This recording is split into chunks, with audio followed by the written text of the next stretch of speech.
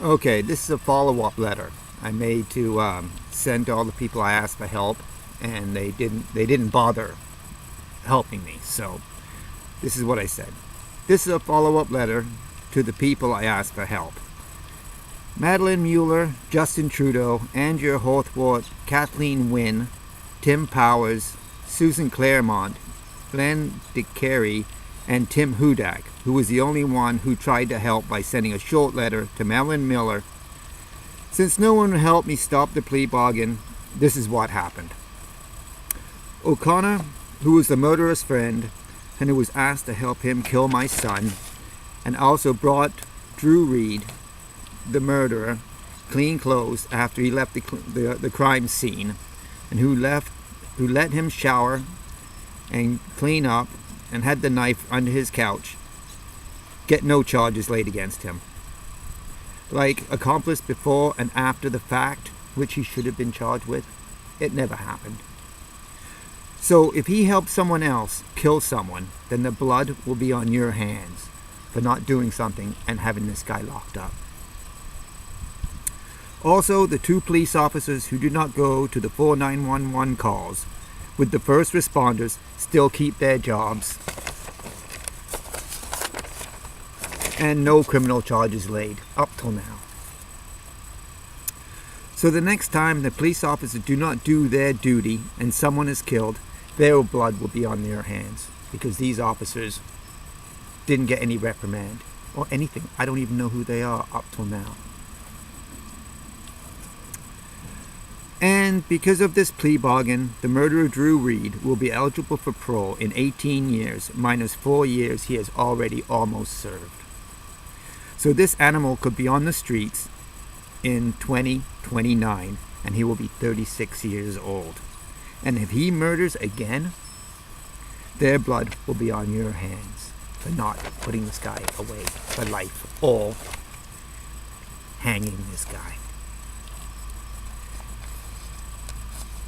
And stop this injustice. Sometimes doing the right thing is not the easiest thing to do, but it's the right thing to do.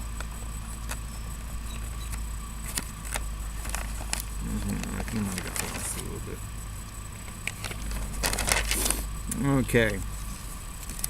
So I've got a hold of the RCMP now, and if they don't help, then I will be sending the head of the RCMP detachment this letter to, and I'm going to get a hold of a few other people and see if they can do something about this.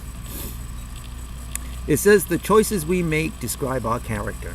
So I wonder what type of character those people have that couldn't even respond to me at all through this whole terrible thing that went on. It says also these people I sent the follow-up letter to, not one got back in touch with me. How uncaring is this?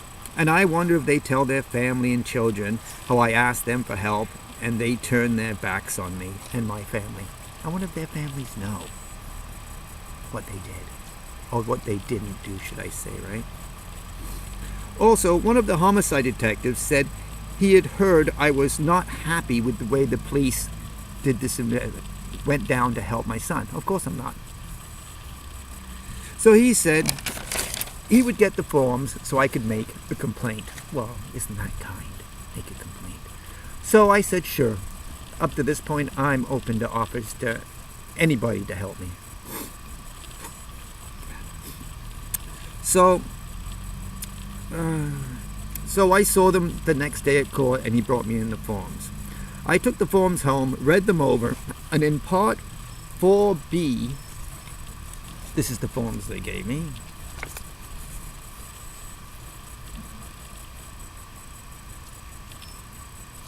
And you have to fill out, most of the pages are just telling how.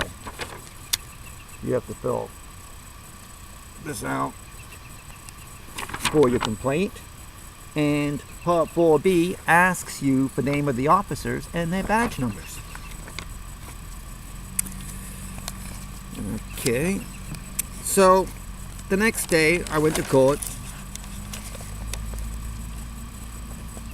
and I asked the homicide detective for the name of the police officers and their badge numbers so I could fill out that form.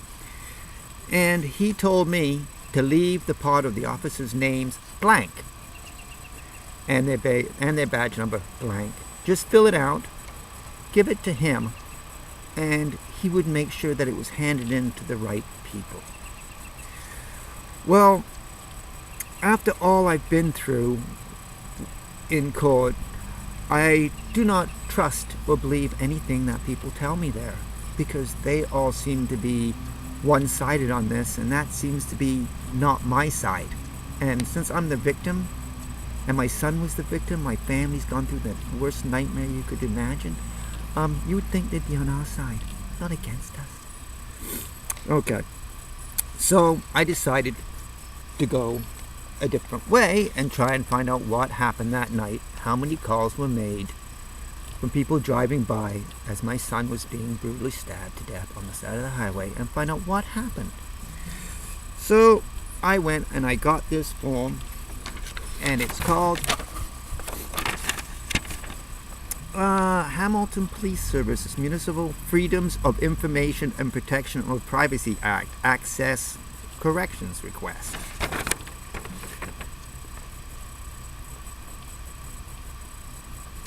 We haven't filled it out yet, but I went online and it told me I could go to Town Hall to get one. So I went to Hamilton Town Hall, went in there and found out because it has something to do with the police, you have to go to the police station downtown. How nice. You have a problem with them, and to get the form, you have to go to them to get it. Wow. Who thought this up? The police? So I haven't filled it out yet. We're trying to make sure we fill it out right, and you have to give them $5, and within 30 days of them receiving this, you should get it back, and there should be no lies. Well, let's see what happens. This should be interesting. I also told my lawyer that I'd got a hold of the RCMP and asked them to look into this corruption case of all of them being together. Since, as far as I'm concerned, this should never have been dealt with in Hamilton. Not when the Hamilton police had something to do with it. And they're all friends. My lawyer turned around and told me that I shouldn't have got in touch with them. But that's not surprising, since he did tell me once when I first was talking to him that the Crown, Kathleen Livingston, they'd worked together for a while. So maybe this was a bad mistake getting him for my lawyer, but at the time I wasn't really thinking too clear, and I hadn't gone through all the court proceedings, so I didn't know how bad this was going to get. Okay, so now we're going to fill out those papers, and I'm going to see what the lawyer says. We will send them off, and let's see where it goes from there. And also, I will be getting in touch with Go Public, because they're trying to get some information, and they had to go through the same forms too to do a story. And let's see what the RCMP says, because there's something definitely went wrong here, and I'm not going to give up on this. Okay, so this is Dustin's dad, and I'm coming to you from the place I always do.